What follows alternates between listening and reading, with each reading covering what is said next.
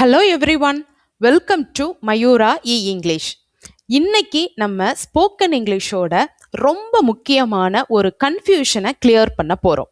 அது was and did. Question கேட்கும்போது was use பண்ணணுமா டிட் யூஸ் பண்ணணுமான்னு நிறைய பேர் கன்ஃபியூஸ் ஆவாங்க. ஏன்னா ரெண்டுமே பாஸ்ட் டென்ஸை காட்டுது. ஆனால் இப்போ நான் சொல்ல போகிற ரெண்டு சிம்பிள் டிஃப்ரென்சஸ் மட்டும் ஞாபகம் வச்சுக்கிட்டிங்கன்னா இந்த கன்ஃபியூஸ் ஈஸியாக கிளியர் ஆகிடும். ஃபர்ஸ்ட் வாஸ் பார்ப்போம். வாஸ் எப்போ வரும்? ஒரு நிலையை சொல்கிற இடத்துல. அதாவது எப்படி இருந்தார், எங்கே இருந்தார், என்ன நிலையில் இருந்தார், என்னவா இருந்தாரு, அல்லது நம்மளே சொல்லிக்கிறதா இருந்தா எப்படி இருந்தேன், அவன் எப்படி இருந்தான், எப்படி இருந்தது, இதெல்லாம் கேட்கும்போது ஒரு நிலை, ஒரு கண்டிஷன், ஒரு பிளேஸ் எங்க இருந்தாங்க, ஒரு ஐடென்டி என்னவா இருந்தாங்க, இப்படிலாம் சொல்லும்போது வாஸ் யூஸ் பண்ணணும். எக்ஸாம்பிள் பாருங்க, வாஸ் ஹீ டயர்டு. இதோட மீனிங் என்ன? அவன் சோர்வா இருந்தானா.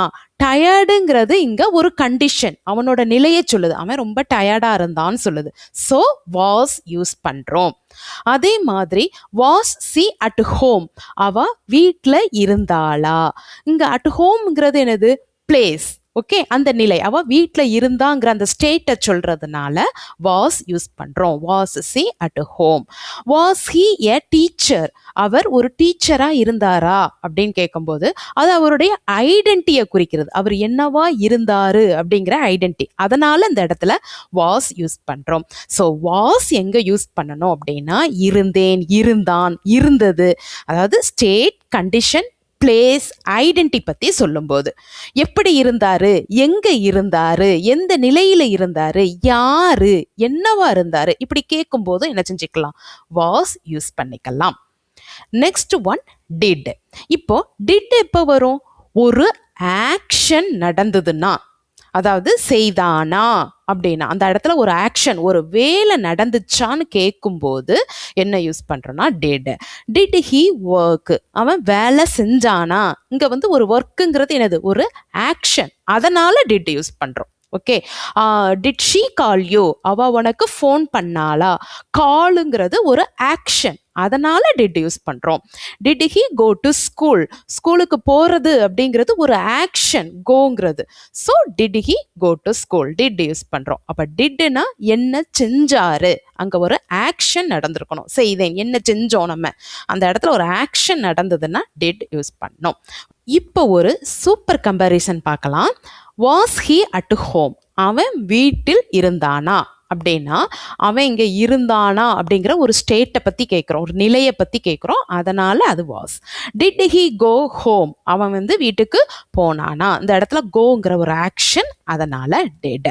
பாருங்க, ரெண்டுமே ஹோம் சம்பந்தப்பட்ட சென்டென்ஸ் தான், ஆனால் மீனிங் வேற. So was he at home, did he go home. ஒரு கொஸ்டின் உங்களுக்குள்ள கேட்டு பாருங்க, இது ஒரு ஆக்ஷனா? எஸ் அப்படின்னா டிட், நோ அப்படின்னா வாஸ். டயர்டு ஆக்ஷனா? இல்லை, அப்போ வாஸ் ஹி டயர்டு. பிஸி ஆக்ஷனா? இல்லை, அப்போ was he busy. At home இது ஆக்ஷனா? இல்லை, அப்போ was he at home. Work action, அதனால did he work. Call action, அதனால did she call. Play action, அதனால did they play. Go action, so did he go. Okay, so வாஸ்னா எப்படி, எங்க, என்ன நிலையில இருந்தாரு. டிட்னா என்ன செஞ்சாரு, அவ்வளோதான். ஃபைனல் ஒரு ரிவிஷன் பார்த்துருங்க. Was he busy, was she tired, was he happy, was she at home, was it good, was he angry, was she ready, was it easy, was he late, was she sick. இருந்தானா, இருந்தாளா அப்படின்னு கேட்கறதுக்கு was use பண்ணியிருக்கோம்.